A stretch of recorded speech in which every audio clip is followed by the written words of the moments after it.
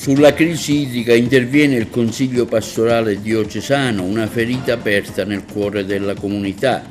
Il Comitato di Quartieri Gioieni fa un appello a partecipare alla manifestazione per l'acqua il prossimo 2 agosto.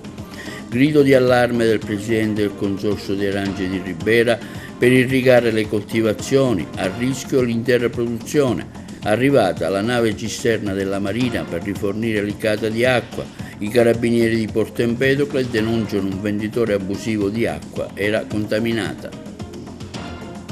Bilancio positivo dell'attività investigativa della Questura di Agrigento a luglio. I carabinieri del NAS continuano i controlli sulla sicurezza dei cibi nei locali pubblici.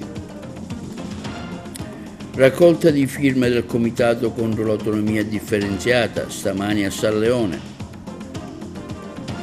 Presentato ieri il libro su Papa Francesco del vaticanista Marchese Ragona, a Cammarata al via la Settimana della Cultura, assegnati i premi Mimosa del Centro Guttuso. Iniziano le prime amichevoli in vista della nuova stagione sportiva.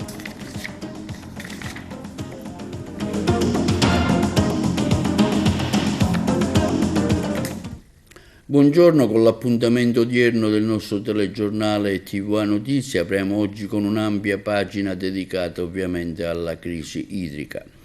Sulla questione interviene con una nota il Consiglio pastorale diocesano: la crisi idrica colpisce la nostra terra ed è una ferita aperta nel cuore della comunità. Il servizio. Il Consiglio pastorale diocesano dell'Arcidiocesi di Agrigento interviene sulla crisi idrica nel territorio dell'Arcidiocesi. Il nostro grido sale al cielo come una supplica insistente, come la vedova che non si stanca di chiedere giustizia, anche di fronte al giudice che sa di essere corrotto. La nostra comunità cristiana, ispirata al profeta Isaia, è chiamata a essere voce dei senza voce, a denunciare ogni forma di ingiustizia e a portare la speranza del Vangelo. La crisi idrica che colpisce la nostra terra non è solo un problema tecnico, ma una ferita aperta nel cuore della nostra comunità. Mentre i media parlano di crisi idrica in termini astratti, noi vediamo i volti concreti di questa emergenza. L'anziana Angela costretta a letto, Michele e la sua famiglia che lottano per sopravvivere, Calogero, Antonella. Dietro ogni nome c'è una storia di dignità umiliata e di speranza affievolita. La nostra comunità cristiana è una famiglia, siamo uniti da un unico Padre e chiamati a prenderci cura gli uni degli altri. Portiamo la nostra fede sulle strade, traducendola in opera concreta. È importante che la nostra Chiesa sia esempio di grido pacifico ma convincente, affinché all'ingiustizia non si aggiunga altra sofferenza. Il Consiglio pastorale diocesano per sua natura è attento ai segni dei tempi e si sente coinvolto nelle situazioni di vita del popolo agrigentino e ne condivide le ansie e le attese. Inoltre, quale espressione della Chiesa particolare promuove e condivide tutte quelle iniziative più adatte per la rinascita spirituale, morale e sociale delle popolazioni agrigentine. Questo quanto scritto in un comunicato del Consiglio pastorale diocesano dell'Arcidiocesi di Agrigento. E sempre sulla crisi idrica interviene oggi il Comitato di Quartiere Gioieni facendo un appello a partecipare alla manifestazione del prossimo 2 agosto per l'acqua ad Agrigento. Il Comitato di Quartiere di Via Gioieni ancora una volta esprime la propria ferma condanna per la grave crisi idrica che sta colpendo la nostra città e aderisce con convinzione alla manifestazione di protesta indetta per il prossimo 2 agosto. Abbiamo iniziato come cittadini una protesta ad alta voce, utilizzando i nostri balconi come luoghi di protesta, cercando di dare voce ai diritti assolutamente negati. Così è partita piano piano l'attenzione di altri cittadini, dei sindacati, delle associazioni, di alcuni partiti, della Chiesa, dando vita ad altri manifestazioni, abbiamo partecipato al Consiglio Comunale di Agrigento. Non possiamo più tollerare che la mancanza di acqua diventi una realtà quotidiana per tanti cittadini. Il diritto all'acqua è un diritto fondamentale, inalienabile e universale e non può essere oggetto di speculazioni o di negligenze. È nostro dovere alzare la voce e chiedere con forza soluzioni concrete e immediate a questa emergenza. Il Comitato di Quartiere Gioieni invita tutti i cittadini a partecipare al corteo di protesta per l'emergenza idrica previsto ad Agrigento il prossimo venerdì 2 agosto alle ore 18 per dimostrare che non siamo disposti a rinunciare al nostro diritto ad una vita dignitosa. Sempre sulla crisi idrica, urge una seconda irrigazione di emergenza, danni incalcolabili, e questo è il grido di allarme lanciato da Salvatore Daino, presidente del Consorzio di tutela dell'arancia di Ribera DOP, a rischio l'intera produzione di arance. Crisi idrica, urge una seconda irrigazione di emergenza, danni incalcolabili, e questo è il grido di allarme che lancia oggi il presidente del Consorzio di tutela arancia di Ribera DOP, Salvatore Daino, a nome di tutti i soci dei 14 comuni dell'area DOP, proprietari nel complesso di circa 8.000 ettari di territorio coltivato ad agrumeto della prestigiosa arancia di Ribera. Si è rivolto al governo regionale, ai parlamentari agrigentini, alle autorità di bacino, al Consorzio di bonifica Agrigento 3, all'assessorato all'energia e ai servizi di pubblica utilità, al Dipartimento regionale dell'acqua, chiedendo a gran voce di dare incarico agli uffici e ai dirigenti preposti di verificare la disponibilità di acqua esistente nella diga Castello per effettuare una seconda irrigazione di emergenza entro la prima decade di agosto, al fine di scongiurare un danno economico, sociale e occupazionale che una mancata irrigazione comporterebbe per tutto il nostro territorio. L'irrigazione di emergenza, continua il presidente Daino, darebbe la possibilità ai produttori di recuperare una produzione stimata di 150 milioni di chilogrammi di arancia DOP, che genera un indotto economico occupazionale di svariati milioni di euro. Una mancata seconda irrigazione comporterebbe danni incalcolabili, che sopravvive grazie al comparto agricolo. A tal proposito vi è molta preoccupazione per il rischio economico e la conseguente tenuta sociale derivante dai danni di una mancata irrigazione nel mese di agosto. A Porto Empedocle un venditore abusivo riforniva i propri clienti di acqua contaminata dai locali carabinieri ed è stato denunciato alla Procura della Repubblica ed elevate sanzioni a suo carico. Ce ne parla la collega Margherita Trupiano.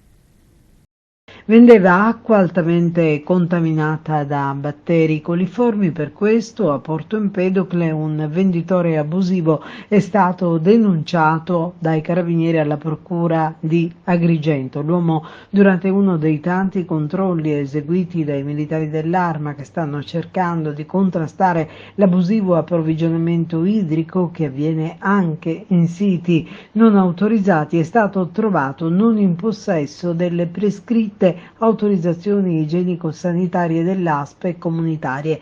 Gli accertamenti eseguiti dall'azienda sanitaria provinciale di Agrigento hanno fatto emergere che l'acqua che veniva rifornita ad un esercizio commerciale era altamente contaminata da batteri coliformi. Oltre al reato di vendita di acqua in cattivo stato di conservazione, all'uomo è stata elevata una sanzione da 9.000 euro per violazione delle norme igienico-sanitarie. Pochi giorni dopo, lo stesso venditore è stato sorpreso mentre riforniva le cisterne della propria autobotte con acqua prelevata da una sorgente risultata essere contaminata. Sia il mezzo che le cisterne d'acqua sono stati sequestrati e dopo una nuova, la seconda nel giro di pochi giorni, denuncia, sono state elevate sanzioni per complessivi 21.000 euro. È arrivata ieri a Licata la nave cisterna della Marina Militare Cicino, portando 1.200 metri cubi di acqua per rifornire la città. Le interviste del collega Angelo Augusto. Sono le 15:05 nel porto di Licata, dalla darsena centrale, quella commerciale, è appena approdata la nave Ticino della Marina Militare Italiana. È la nave che porta l'acqua, tanto attesa, 1.200.000 litri di acqua che riforniranno il quartiere Marina. Qui ci sono già da almeno mezz'ora il sindaco, i rappresentanti dell'amministrazione comunale, la protezione civile, AICA, tutti coloro i quali sono interessati all'arrivo della nave. A brevissimo l'acqua sarà pompata proprio nei serbatoi che si trovano sotto il molo centrale e arriverà, verrà distribuita nel quartiere Marina. Sua Eccellenza il Prefetto Dottore Romano si è attivato immediatamente a creare dei tavoli di lavoro e intorno a questo tavolo tutte le istituzioni si sono confrontate per individuare delle soluzioni praticabili. Una delle soluzioni praticabili è stata quella di far arrivare acqua a mezzonave. E questa oggi è una realtà che parte dal lavoro precedente, l'impegno da parte del Presidente della Regione Sicilia, onorevole Schifani, del responsabile della protezione civile regionale, ingegnere Cocina, ripeto, di Sua Eccellenza il Prefetto, dottore Romano, ma di tutti, il comandante del porto di Licata, dottore Serviddio, il quale non si è mai risparmiato, da parte dell'AICA, da parte di tutti. Spesso e volentieri i nostri concittadini si sentono abbandonati, ma deve arrivare il messaggio che le istituzioni sono presenti. Abbiamo appena ormeggiato nel porto di Licata perché, come ha detto il Ministro Crosetto, la difesa è a supporto della collettività, quindi abbiamo saputo che c'è stato bisogno e c'è bisogno di noi in queste zone della Sicilia e quindi siamo stati pronti a rispondere alla chiamata della protezione civile e continueremo a dare supporto alle istituzioni e alla città in considerazione delle esigenze che verranno rappresentate dalla protezione civile. Abbiamo a bordo attualmente circa 1200 metri cubi d'acqua. Sono in corso le predisposizioni necessarie per poter erogare l'acqua attraverso la rete idrica della città a tutte le zone interessate ed individuate dall'ente tecnico predisposto per la distribuzione. Questo è il primo viaggio, stiamo lavorando per viaggi successivi, stiamo cercando di trovare un porto alternativo al carico rispetto a Catania, dove è stata per la prima volta caricata la nave. Si sta cercando un porto alternativo per evitare la lunghezza del viaggio e per evitare anche la lunghezza dei tempi di carico, perché ci diceva la Marina Militare ieri nella riunione che abbiamo avuto, i tempi di carico su Catania sono abbastanza lunghi. Stiamo cercando di attrezzare il porto di Pozzallo per il carico della nave, se il governo regionale, il Dipartimento Nazionale di Protezione Civile deciderà di continuare con questo tipo di attività, ci sono tutti i presupposti per farlo. Mi preme dire una cosa, vero, la nave arriva a Licata, quindi in un primo momento diciamo chi ne gode di più è la cittadinanza di Licata, però dobbiamo fare un discorso complessivo, la fornitura dell'acqua che c'è in provincia è complessiva e viene distribuita nei vari comuni, quindi se a Licata sono arrivati questi 1200 metri cubi d'acqua, sono 1200 metri cubi d'acqua che saranno risparmiati nel riparto complessivo. Bilancio positivo della Polizia di Stato nel corrente mese di luglio dalla Divisione Anticrimine della Questura di Agrigento. Il servizio. La Polizia di Stato, nel solco dell'incessante azione di prevenzione della criminalità comune organizzata nella nostra provincia, svolge un'attenta principale analisi orientata all'eliminazione delle cause del crimine, mirando a ridurre le opportunità per la commissione di reati sul territorio e restituire dignità e benessere alla comunità.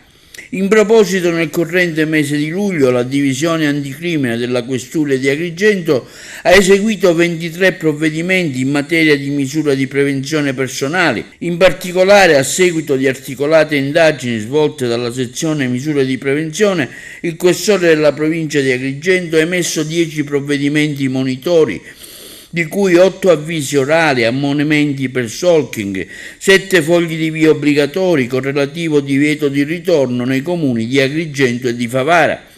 Inoltre si è data esecuzione a 6 misure di sorveglianza speciale di pubblica sicurezza nei confronti di altrettante persone pericolose per l'ordine e la sicurezza pubblica.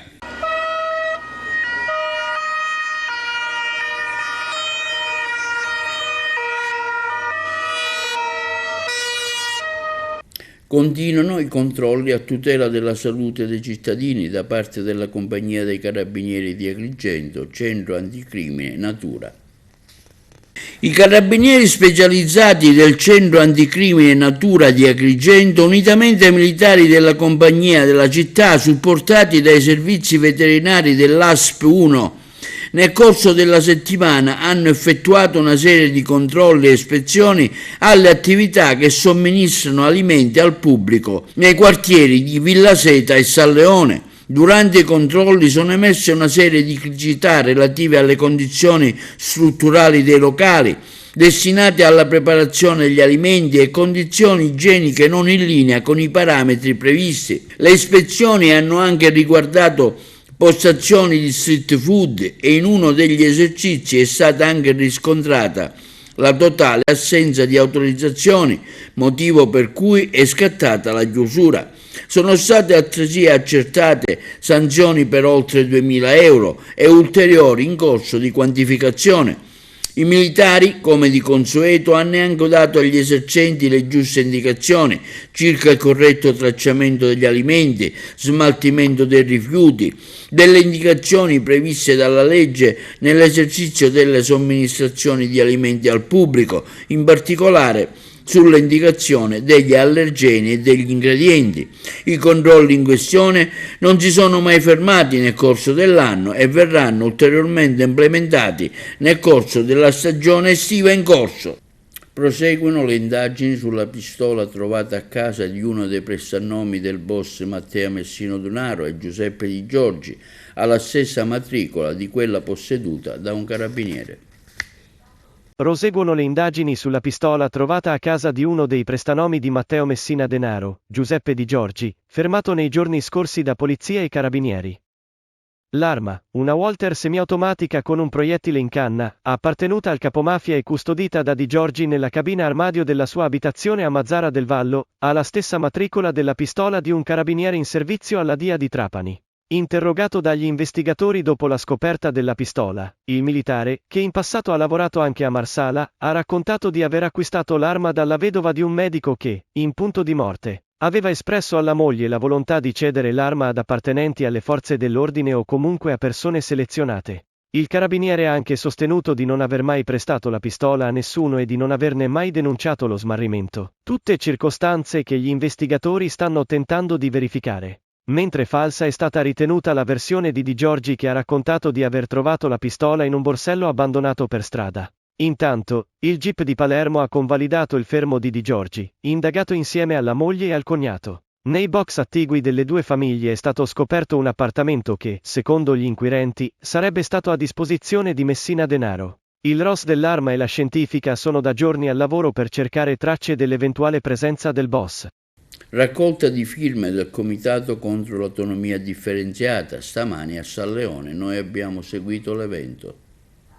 Giovanni Manganella qui al gazebo per raccogliere le firme contro l'autonomia differenziata. Sì, è già partito da ieri anche il sito nazionale attraverso il quale si raccolgono online le firme, per cui chi non ha la possibilità di venire ai banchetti oppure ha una residenza fuori dalla provincia e vuole comunque partecipare, può benissimo andare a entrare nel sito e firmare online o tramite il CIE o tramite lo SPID. Ecco, parliamo intanto perché firmare, andiamo al sintesi della motivazione che è più importante. Allora, a giugno di quest'anno è stata votata ed è già in funzione questa autonomia differenziata che permetterà alle regioni di poter riutilizzare buona parte, diciamo, degli introiti delle aziende, quindi delle tasse che vengono versate, e potrà ogni regione autonomamente, diciamo, aumentare quelli che sono i livelli di servizi, quindi immaginiamo servizi, diciamo, sanitari, per la scuola e servizi in genere. Chiaramente questa cosa va contro la restante parte dell'Italia, pagando, diciamo, le loro tasse in altre regioni. Queste regioni usufruiranno diciamo, di questa parte di soldi per le attività proprie della regione. Oggi qui anche al Molo a San Leone contro l'autonomia differenziata sia all'Italia Unita Libera e Giusta. Ecco, si raccolgono le firme per dire no a questa legge Calderoli. Anche voi come CGIL siete presenti? Non possiamo non essere presenti perché siamo una forza responsabile, rappresentiamo i lavoratori, una parte importante del paese, e quindi è una legge di questo genere che spacca il paese in due, che divide e che metterà le regioni nelle condizioni di spendere i propri soldi senza versarle allo Stato, quindi non ci sarà più la solidarietà tra le regioni. Se una regione è ricca gestirà i propri servizi con i propri soldi e una regione che è indietro, povera, che ha poche risorse, rimarrà indietro nei servizi della scuola, sanità e tutte le cose importanti di questo paese. Quindi se passerà questa legge già abbiamo problemi con la sanità e con la scuola, ne avremo molti di più, soprattutto al sud. Loro dicono che ci sono questi LEU che però dovrebbero garantire queste compensazioni. Ma ancora non abbiamo nessun riscontro oggettivo di questi LEU, anche perché, come si vede leggendo il giornale, all'interno della maggioranza di questo governo ci sono alcune forze che pongono questo problema e ancora non si capisce come lo risolvono questi LEU. Perché si firma? Si firma per dire no a questa autonomia differenziata che porterà solo lutti agli achei, ma noi non siamo gli achei. Però diciamo il Nord dice che siamo noi troppo spreconi e che non utilizziamo le tantissime risorse che negli anni ci hanno dato. Hanno perfettamente ragione, ma la nostra regione è stata sempre amministrata da una destra che ha fatto i suoi affari e quindi ha dimenticato la dignità dei cittadini. Stiamo vedendo cosa sta succedendo anche per l'emergenza idrica in città. Ecco, come vive lei questo momento? Lo vivo malissimo perché ritorno indietro di almeno 30 anni con i bidoni, le bacinelle e l'attesa dell'acqua. E l'acqua è un diritto di tutti i cittadini, di tutte le cittadine. E non possiamo essere privati di questo diritto. Sembra un film in bianco e nero, come si vedeva una volta, quando c'era ora la televisione in bianco e nero. È un film a colori, purtroppo, a colori. Mi riferivo all'acqua, Certo, lo capisco che mi riferisce all'acqua, ma è un film a colori nel quale evidentemente ci sono tantissimi interessi mafiosi, economici, politici. Più che essere, diciamo, all'attenzione dei media per Agrigento 2025, siamo all'attenzione del New York Times perché manca proprio l'acqua.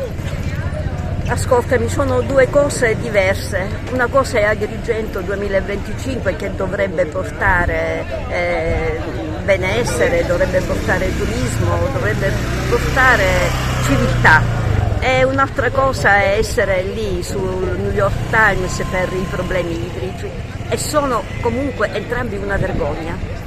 Sit-in oggi a Licata davanti ai cancelli del centro di raccolta rifiuti Omnia di Contrada Bugiades per chiedere la bonifica del sito dopo l'incendio dello scorso 21 gennaio da parte del PD. In merito era presente la parlamentare Valentina Chinnici e altri del gruppo che hanno presentato un'interrogazione al Presidente della Regione e all'assessorato alla salute. Ce ne parla sempre Angelo Augusto. Tiziana Lesci, vice segretario provinciale del Partito Democratico. Sono trascorsi 7 mesi, di fatto non è cambiato nulla perché i rifiuti combusti sono ancora lì e voi stamattina manifestate per chiedere attenzione per questa situazione. Esatto, stiamo manifestando come l'iniziativa è partita dal Partito Democratico di Licata con l'appoggio della Federazione di Agrigento, perché è una situazione insostenibile e pericolosa quella che abbiamo nel territorio licatese e nulla si muove. La cosa tragica è proprio questa, che nulla si muove. Sono passati 7 mesi e la situazione è ancora la stessa di quando è scoppiato l'incendio. Quindi ci auguriamo, con questa sensibilizzazione che abbiamo così proposto alla città, con questo movimento di persone che oggi si sta ritrovando qui in questo luogo, di sensibilizzare anche le istituzioni, chi di competenza, per cercare al più presto di attuare la bonifica tanto auspicata dalla città di Licata. Vincenzo Sica, lo abbiamo appena detto, di fatto in 7 mesi non è cambiato nulla, i rifiuti sono ancora lì. Sì, i rifiuti sono lì e che a quanto pare nessuno si muove per toglierli da quel posto da operare, da fare una bonifica. Noi come Partito Democratico ci siamo attivati sin dal primo giorno, quindi sin da gennaio, dando tutto il contributo che potevamo, dando idee, dando proposte sia con i nostri tecnici a cui ci siamo appoggiati, dottore Cottone in primis, sia dando proposte come applicare la norma che parla chiaro su questo tipo di aree, come va fatta la bonifica. Nonostante l'ultimo sollecito fatto dalla nostra sezione, dal nostro circolo di Licata poco più di un mese fa, nonostante 3 interrogazioni parlamentari, una nazionale a cui ancora non si ha risposta e altre 2 regionali, e tutto rimane fermo. E allora noi oggi protestiamo assieme a tutta la città per chiedere, per invitare e per diffidare le autorità competenti a darsi da fare, a operare per bonificare quest'area che, voglio ricordare, è una bomba ecologica che può creare, se già non crea, serissimi danni a tutta la comunità licatese, ma non solo la comunità licatese ma anche all'Interland, perché aggiungo questi rifiuti hanno anche delle polveri sottili che vanno in circolo e che possono arrivare anche a 20-30 km di distanza, quindi è un problema che interessa non solo Licata ma anche i paesi viciniori. Non a caso oggi sono presenti anche i rappresentanti dei circoli di Campobello, Ravanusa e Palma di Montechiaro. Onorevole Catanzaro, capogruppo del PD all'Ars, di fatto in 6 mesi non è cambiato nulla, 7 mesi, perché i rifiuti sono ancora lì. Tutti continuiamo a chiederci perché. Ma guardi, proprio la presenza stamattina di tanta gente che ovviamente su questo sit-in in un fine settimana, l'ultimo di luglio, fa appunto evidenziare il fatto che il governo regionale, oltre alle sue nefandezze su tanti argomenti, non ha fatto nulla su un argomento così importante per questo territorio, non soltanto per la comunità di Licata ma per il territorio intero. Noi abbiamo presentato come gruppo parlamentare un'interrogazione a gennaio che ha avuto una risposta proprio nel mese di maggio, dove ovviamente ci è stato raccontato che c'è un impegno da parte del governo, però ad oggi, se siamo qui, significa che non è cambiato nulla. Adesso in questo momento non capiamo il motivo, sì, possiamo anche capire che ci sono delle ancora indagini in corso, però nello stesso tempo c'è una comunità che attende di capire, preoccupata per quello che possa essere il problema ambientale, e quindi non c'è nulla. Adesso il governo, ci sono le variazioni di bilancio, perché non ne approfitta proprio per mettere delle somme che possono dare un sollievo a quello che è la comunità e a quello che è la comunità di Licata. Invece abbiamo mucchi di rifiuti che sono nocivi per l'intera comunità di Licata, ma soprattutto anche per le produzioni dell'agricoltura, che in questo momento, oltre al danno della siccità, ha anche un danno che è quello della contaminazione. Franco Piro, responsabile del Dipartimento Economia del PD Sicilia. Ha seguito questa vicenda da quando è iniziata praticamente. A noi interessa capire a che punto è, la domanda che rivolgiamo a tutti: perché questi rifiuti sono ancora lì dopo 7 mesi? È esattamente il problema che noi abbiamo individuato e per il quale si sta facendo questo sit-in, perché nonostante tutti gli interventi che sono stati fatti anche da noi, interrogazioni, note inviate alle autorità competenti, la situazione sembra molto stagnante e questo è davvero preoccupante, anche perché ci pare di riscontrare una omissione degli obblighi che sono imposti invece per legge. Eugenio Cottone, ho rappresentato i chimici italiani anche in ambito europeo nelle commissioni parlamentari con delega direttamente dal Consiglio Nazionale dei Chimici negli anni passati. Lei è stato presente in occasione del Consiglio Comunale straordinario aperto per affrontare questa che è una emergenza. È cambiato qualcosa da allora? E la presenza di questi rifiuti combusti ancora qui, che tipo di danno può provocare alla collettività? Vabbè, i danni molti non sono più verificabili perché non è stato fatto nel momento e nel tempo opportuno, ma questo conoscete già la storia, eccetera. L'unica questione da dire è che questo non è un caso isolato, questo è un errore, diciamo, sistematico dell'Italia, peraltro è stata deferita proprio in questi giorni sul campo, perché il principio è: io devo recuperare la materia, quindi parto dal punto in cui io recupero la materia e risalgo il sistema fino ad arrivare ad un punto in cui io raccolgo per poter mandare a recupero. Mentre quando invece si fa che creo il punto di raccolta, però non so dove recuperarlo, poi succede, mi sembra che gli ultimi, adesso erano oltre 410 casi in Italia, sono 410 casi identici a questi, perché prima o dopo capiterà sempre l'incidente, capiterà sempre l'incendio e cose, ma è un problema assolutamente strutturale e di errata considerazione. Gianluca Mantia, Categorie Unite e Licata Bene Comune. Presente qui oggi perché? Siamo presenti oggi perché questa è una gravissima crisi per la salute delle nostre città e indipendentemente da chi ha le responsabilità vogliamo che questi rifiuti pericolosi per la salute pubblica vengano rimossi all'immediato. Dopo si troveranno i responsabili. Oggi servono le soluzioni. Famiglie con i bambini chiusi in casa da mesi. Serve una soluzione, anche perché nella speranza che piova molto presto si potrebbe incorrere dei rischi anche di altro tipo. È necessario un intervento immediato da parte delle istituzioni per rimuovere subito tutti i rifiuti. Onorevole, un paio di settimane fa le ha presentato un'interrogazione in cui sollecitava il Presidente della Regione a conoscere lo stato dell'arte, capire qui a che punto siamo. Ha avuto riscontro? Non ancora, ma soprattutto avevamo già presentato un'altra interrogazione a prima firma il nostro capogruppo, di tutto il gruppo parlamentare del PD e lì abbiamo avuto delle risposte ma assolutamente insoddisfacenti, perché di fatto non conosciamo realmente l'impatto della diossina nel terreno, quindi nei prodotti alimentari, di fatto i rifiuti sono ancora là e noi vogliamo e chiediamo con forza la bonifica del territorio. L'incendio, ricordiamo, è stato a fine gennaio. Sono passati diversi mesi ormai, siamo in estate, abbiamo bisogno di certezze, di risposte concrete, di azioni concrete. La bonifica non è iniziata, i dati appunto sul consumo alimentare, sulla tossicità non sono arrivati, spetta all'ASP, però non possiamo assistere sempre a un rimpallo di competenze fra gli assessorati e appunto in questo caso l'ASP. L'ARPA ha fatto bene il suo lavoro, il suo dovere, dando riscontri concreti, ma le risposte della politica come sempre sono lente e insufficienti. Linea alla regia per la pubblicità. Presentato ieri il libro di Papa Francesco presso la chiesa di San Leone, Life, del quale è coautore Fabio Marchese Ragona, vaticanista di Mediaset. Ha seguito per noi l'evento il collega Eugenio Cairone. È stato presentato presso la chiesa di Via Ischia a San Leone il libro di Papa Francesco Life, del quale è coautore Fabio Marchese Ragona, vaticanista di Mediaset. Life è l'autobiografia del pontefice.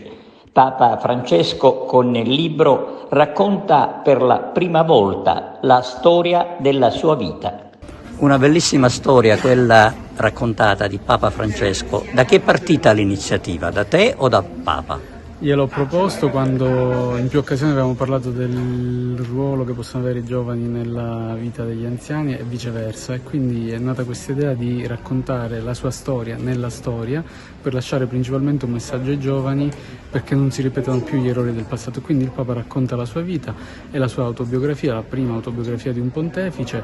Il Papa racconta quindi la sua storia nella storia dell'umanità. C'è un inedito che ti piace raccontare? Ci sono tante piccole chicche raccontate nel libro in cui il Papa davvero apre il suo cuore perché sa che il suo messaggio possa arrivare davvero a tutti, e racconta anche i momenti difficili vissuti in Argentina durante il golpe negli anni 70, ma anche il periodo della pandemia. Quando lui attraversava Piazza San Pietro deserta, io gli chiesi ma a cosa pensava in quel momento, e nel libro ha raccontato a cosa stava pensando in quei momenti difficili per tutti noi. Ecco, ti ha chiamato mentre tu eri a mare, è vero? È successo perché lavoravamo sempre, tutti i giorni, quindi se io mandavo un capitolo da correggere, lui mi richiamava poi per fare la correzione. Quindi è capitato che io mi trovassi al mare e mi ha detto hai 5 minuti per lavorare, dico certamente sono al mare, mi ha detto allora metti la crema solare. Ecco, questa sera si presenta il libro Life qui ad Agrigento. Sì, è un'occasione bella perché ritorno nella provincia da cui arrivo, io sono di Canicattì, la diocesi, appunto l'arcidiocesi di Agrigento, che ha voluto organizzare questa iniziativa, quindi mi fa molto piacere, anche perché mi piace ricordare che il primo viaggio di Papa Francesco è stato proprio nella nostra arcidiocesi a Lampedusa, e questa sera sicuramente ne potremo parlare. Al via a Cammarata la settimana della cultura, che si terrà fino al prossimo 4 agosto, domenica. Noi eravamo sul posto. Al via a Cammarata la settimana della cultura, che si svolgerà fino al prossimo 4 agosto, domenica. Cammarata riapre così il suo territorio attraverso spettacoli, performance, musica, letteratura, arte, eventi che si realizzeranno all'interno del suo centro storico. Donna, Sicilia e dintorni, e questo è il titolo che ha voluto privilegiare il femminile, dando una particolare attenzione anche ai giovani e nonne che si incontreranno nelle piazze. La direzione artistica è affidata a Patrizia D'Antona per ciò che saranno gli spettacoli, mentre Carlos Bonfanti nell'ambito delle arti visive, grafica e pittura. Tantissime iniziative, siamo alla 4ª edizione, una manifestazione che ormai i cammaratesi, il comprensorio si aspetta. Nel giro di 4 anni siamo riusciti in effetti a farla diventare una manifestazione di rilevanza regionale. Quest'anno l'abbiamo dedicata alle donne, alla mitologia della donna. La donna che è già presente nel nostro stemma, alla Sicilia, quindi alle nostre tradizioni, alla nostra cultura. Poi il tutto quindi dedicato alle donne, alla Sicilia, quindi una serie di eventi a tema teatrali, musicali, lo spettacolo di punta, sicuramente i Sud Sound System, Maurizio Bondi, quindi spettacoli teatrali, il tutto con la direzione artistica di Patrizia D'Antona per quanto riguarda gli spettacoli teatrali e di Carlos Bonfanti per quanto riguarda l'aspetto degli artisti figurativi, della pittura e quant'altro. Ovvio che una manifestazione che dura 10 giorni non riusciamo a farla da soli. Il tutto si concretizza grazie al supporto, al coinvolgimento di tantissime associazioni, la FIDAPA, 100% me stessa, Ulula, agli sponsor che sono tantissimi, che hanno a cuore la settimana della cultura, perché i cittadini cammaratesi hanno capito che noi stiamo utilizzando questa manifestazione, l'obiettivo di questa manifestazione è la rigenerazione del nostro centro storico, il nostro punto di forza, quindi utilizzare la cultura in chiave di rigenerazione urbana. E dal nostro punto di vista come amministrazione, e i fatti ci danno ragione, è la strada giusta per riqualificare il nostro centro storico. Un impegno, diciamo, che dura negli anni. Voi avete anche quest'anno deciso di rifarla, la settimana della cultura?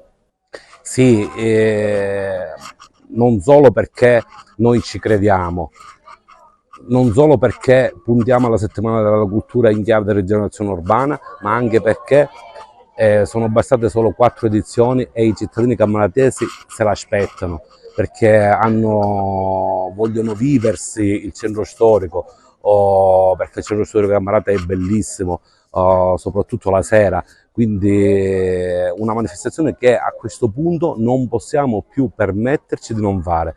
Un ringraziamento poi anche a tutti gli assessori, dall'assessore alla cultura Alfonso Di Piazza, ma anche tutti gli altri che si impegnano, ci impegniamo tutti, nonostante le emergenze del momento che ci rubano tantissimo tempo e risorse, non possiamo comunque rinunciare più a questa manifestazione, perché i cittadini vogliono che si faccia, quindi abbiamo visto bene, e poi non voglio ripetermi, ma è così, stiamo rigenerando questo quartiere. Grazie ai fondi del Ministero dell'Economia abbiamo già finanziato 5 attività imprenditoriali che apriranno in questo quartiere. Ovvio che poi dall'erogazione del contributo alla realizzazione occorre del tempo, però nel momento in cui queste iniziative vedranno la luce, il quartiere risorgerà.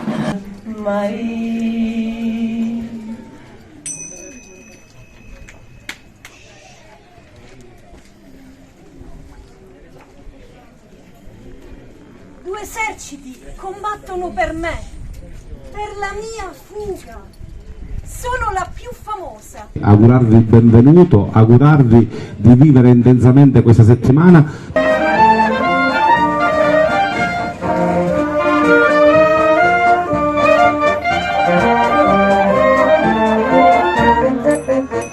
Francesca Pasinelli, direttrice generale della Fondazione Teleton, e Ilaria Ragona, tenente colonnello pilota dell'Aeronautica Militare Italiana, è andato a loro il premio Mimosa d'Oro, giunto alla 33esima edizione, promosso dal Centro Artistico Culturale Editoriale Renato Guttuso di Favara, presieduto da Lina Urso Gucciardino. Si è svolto ieri sera al Teatro della Valle. Ha seguito per noi l'evento la collega Margherita Trupiano. Presidente Lina Urso Gucciardino, ancora una edizione della Mimosa d'Oro che ogni anno regala donne meravigliose a questa società. Sì, siamo alla 33esima edizione, tanti anni, tanto impegno, tanti problemi, tanti argomenti che abbiamo trattato, perché la Mimosa d'Oro è un dare, un regalare, momenti importanti che ricordano la donna in tutte le sue sfaccettature. E la donna quale è oggi, lo è stata sempre, ma ora ha acquistato praticamente fede in se stessa. E noi le donne che premiamo e che abbiamo stasera qui con noi sono esempi veramente che la donna può tutto, può arrivare a tutto. Abbiamo con noi la direttrice Teleton, perché stasera la manifestazione è dedicata alla Fondazione Umanitaria Teleton. Abbiamo con noi Francesca Pasinelli, che è una donna veramente meravigliosa per l'impegno, per l'umanità, per l'umiltà. Abbiamo con noi il tenente della Marina Militare, una donna che riesce a pilotare gli aerei militari più veloci d'Europa, e questo non è facile, non è da tutti, ma anche riconoscimenti speciali. Sono tutte donne veramente speciali, donne che con l'impegno, con la forza, la caparbietà, i sacrifici dimostrano che se si vuole, se si crede in se stessi e se si ha fiducia anche nella società e nel mondo, riescono ad ottenere ed arrivare a raggiungere vette veramente alte. Noi stasera siamo veramente orgogliose di presentare queste donne e di dire a tutti, ma soprattutto ai ragazzi, ecco, se loro ce l'hanno fatta, anche voi, se volete, potete farcela. Credete in voi stesse e impegnatevi. Un impegno straordinario, quello della Fondazione Teleton in difesa di chi ha bisogno. Oggi ad Agrigento viene riconosciuto. Cosa rappresenta la Mimosa d'Oro in questa occasione? Per me personalmente è un grande regalo, ma lo vivo proprio come un riconoscimento alla Fondazione Teleton, un'organizzazione che da più di 30 anni eroga fondi alla ricerca per fare avanzare le conoscenze sulle malattie genetiche e trasformare queste conoscenze in terapie fruibili per i malati di tutto il mondo. Le malattie genetiche rare sono malattie molto trascurate dai grandi finanziamenti pubblici e privati alla ricerca proprio per la loro rarità, perché non rappresentano un mercato interessante, e allora Fondazione Teleton è nata proprio per dare voce a questi problemi, a queste persone, e da anni noi abbiamo trasformato ricerca scientifica d'eccellenza in terapie che sono fruibili ai pazienti di tutto il mondo. Un premio speciale ad una donna speciale, una Mimosa d'Oro che va velocissima, più veloce del suono. Sì, intanto grazie veramente per il riconoscimento e grazie per questo premio che sto per ricevere questa sera. Cosa vuol dire per una donna essere mamma, essere donna, essere militare? Vuol dire credere in dei valori forti che si vuole proteggere e difendere con il proprio lavoro di militare, e proteggere con le persone che lavorano con noi ogni giorno e nella propria famiglia. Ma come è entrata nella mente di Ilaria l'idea di essere un pilota militare di caccia supersonici? Era un mio sogno quello di diventare un pilota militare, era un mio sogno diventare un pilota militare di Eurofighter, quindi posso dire che non posso che essere contenta di quello che sono riuscita a raggiungere. Il percorso, il lavoro è stato duro, difficile? Il percorso è stato intenso, è stato ricco di sacrifici, però ricco di grandissime soddisfazioni. Sentiresti di dire a una ragazza segui il mio percorso? mi sentirei di dire a una ragazza: segui il tuo sogno, perché sicuramente la cosa più bella è riuscire a realizzare quello che si desidera veramente. Inaugurato a Montevago il nuovo anfiteatro da parte del primo cittadino, Margherita La Rocca Ruvolo, grazie a un finanziamento dell'assessorato ai beni culturali dal Fondo per lo sviluppo e coesione 2014-2020. Il video del taglio del nastro.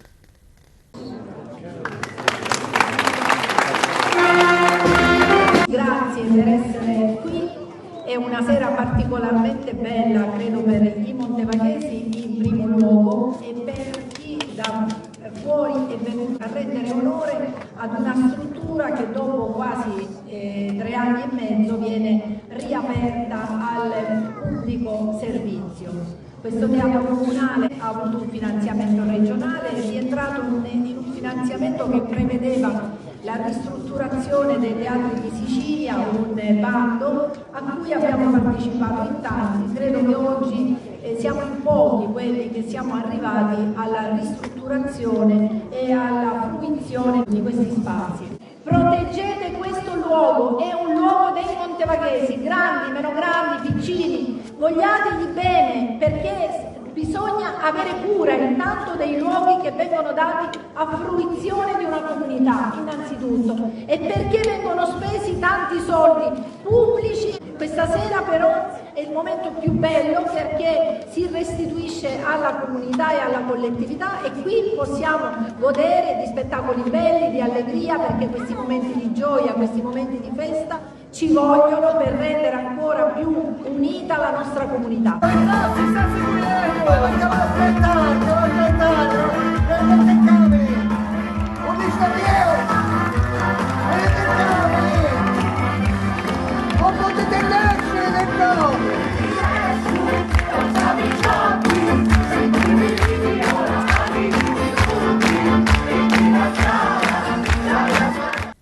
A Sergio Cammariere l'onore di aprire il Segesta Teatro Festival terza edizione. Ce ne parlano i colleghi di Trapani. È la prima volta che ci esibiamo in questo posto magnifico, uno scenario fantastico. Ci auguriamo di regalarvi grandi emozioni. Lo scenario è magnifico. Sono onorato di aprire questa stagione qui a Segesta, una sorta di, come si può dire, di battesimo per la mia musica e anche per i miei compagni di viaggio. Mi auguro di regalare momenti di pace, di serenità.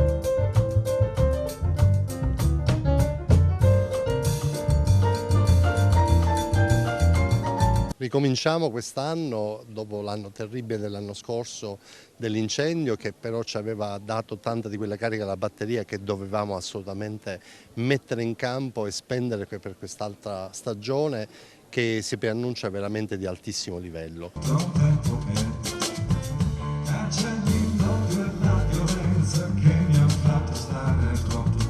Autorialità, non sono artisti che si improvvisano o che improvvisamente pescano dallo scaffale qualcosa. Sono percorsi autoriali lunghi una vita, da Sergio Cammariere a Noa, a Magoni, a Pippo Pollina, a Lina Sastri, a tutti quelli che verranno qui a suonare, compreso i giovanissimi che al Tempio suoneranno chitarra e pianoforte. Sono giovanissimi del territorio, ma sono giovanissimi già riconosciuti in Europa. Si ritrova la grande triade, ovvero il passato, il presente e il futuro. Quest'anno tra l'altro abbiamo suonato finora in luoghi tutti suggestivi, molto particolari. Siamo stati al Teatro Romano Antico di Fiesole, settimana scorsa eravamo ad Ancona, un altro teatro antico. Abbiamo scelto questi luoghi suggestivi perché credo siano i più consoni per condividere la poesia e la musica. Non c'è nessuno al mondo, non nessuno al mondo, mi sapere tutto quello che tu dai a me, perché nessuna come te. musica, danza, arte contemporanea, teatro soprattutto, con grandissimi testi, e questo incredibile paesaggio ci avvolge, che ci abbraccia con questa luce rosata che veramente ci dà una carica straordinaria.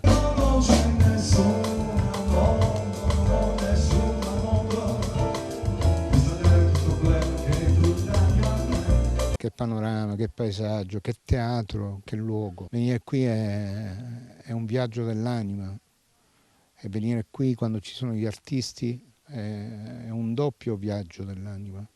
Non è più un luogo turistico, ma è un luogo che suscita bellezza, che la racconta, che la attraversa, e quindi ci sono 1000 motivi per venire qua, per dimenticare anche la realtà esterna per una sera, per dimenticare, per sospendere la realtà esterna che si presenta sempre nei cellulari, no? Qua ci si sospende per la durata dello spettacolo, si sogna, si riflette, si ama, e poi si va a casa più ricchi.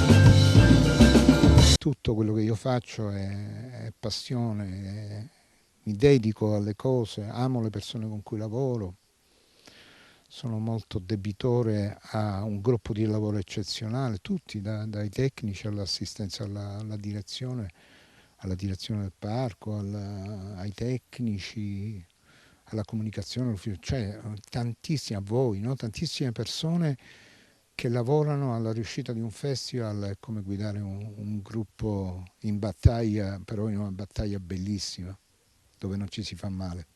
Per le notizie sportive sentiamo gli ultimi aggiornamenti curati dal collega Carmelo Lentini.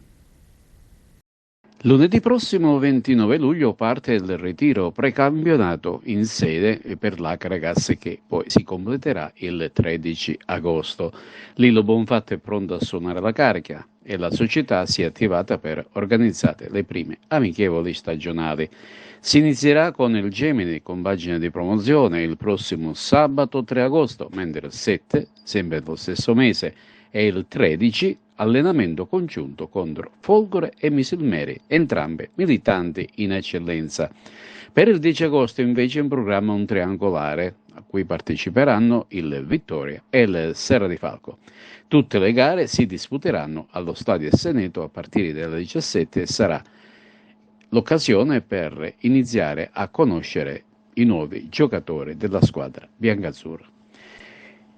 Scendendo di categoria, ottime chance per l'Aragona per un possibilissimo ripescaggio nel prossimo campionato di promozione.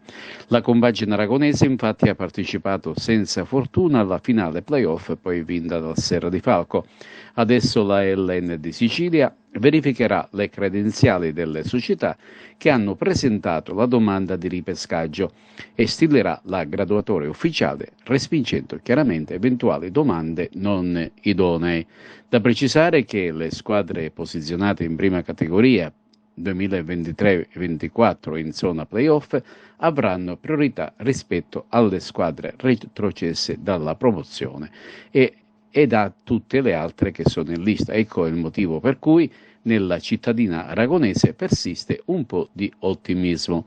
Intanto la rosa si involtisce con calciatori di esperienza, su tutti il bomber ex biancazzurro Peppe Gambino ed il difensore centrale Giuseppe Piola, ex Favara, ed altri giovani di grande prospettiva che faranno sicuramente una Aragona molto competitiva.